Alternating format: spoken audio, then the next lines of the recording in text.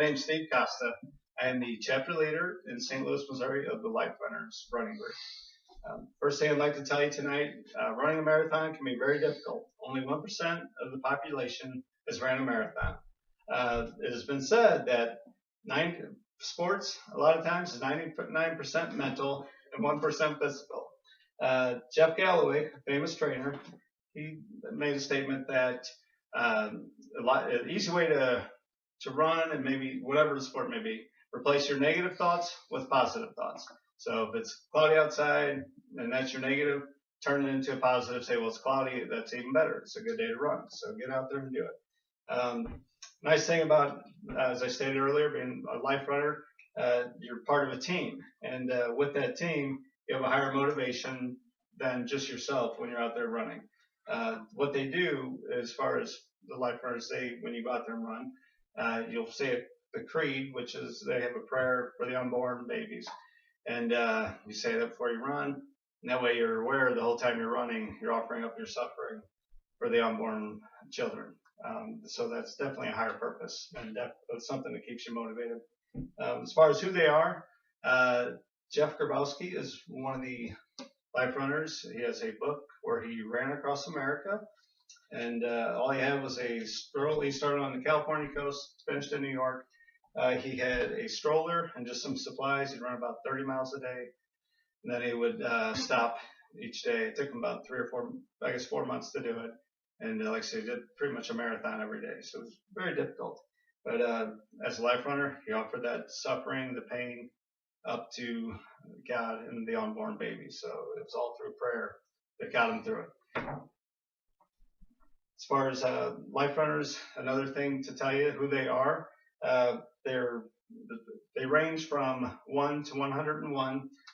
There's 3,800 life runners across the nation, 23 countries, all 50 states, and there's also a life runners division in Fiji.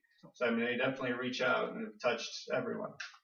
The founders, we have Pat Castle. He is a military Air Force general. Here he is doing the Rock and Roll Hall of Fame run, and put in a great time on that run. He is one of the founders, like I said, along with Rich Wright, another Air Force friend of his.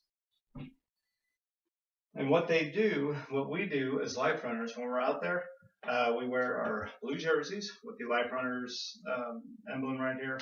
The running jerseys are actually larger. They have more writing on the front and on the back, which say protect the unborn, and that way you're getting your message out there that we're there to defend the unborn. And we offer it up as prayer.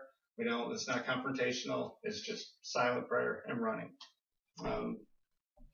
As far as life runners, a nice thing about them, there is no fundraise. You fundraise if you would like to, but it's not mandatory. And if you do fundraise, you can kind of state where you want the money to go, as long as it's a pro-life group, and support the cause.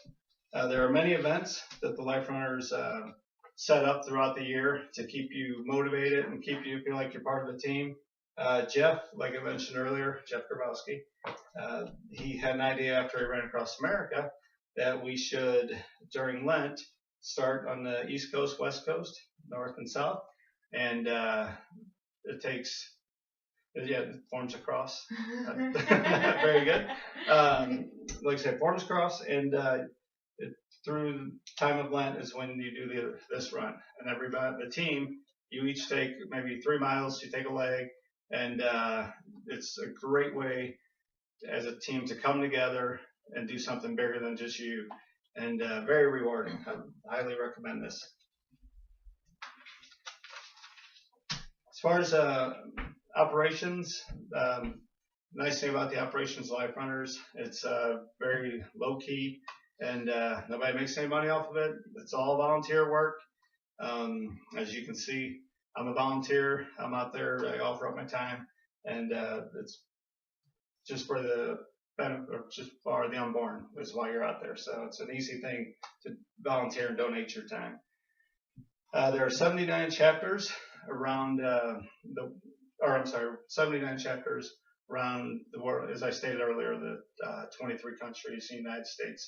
And it's grown rapidly from from 2 to 3,800.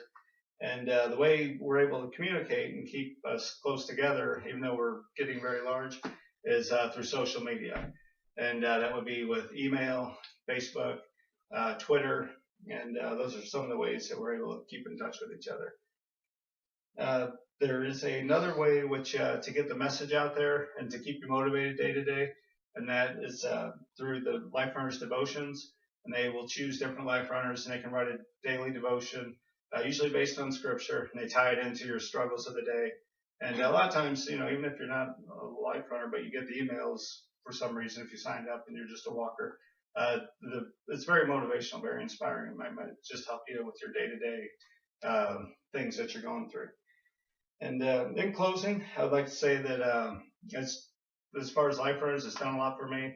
I appreciated all the team members, and like a very good way to keep you motivated, keep you on the road, and pretty much just a wonderful organization. So thank you. Yay.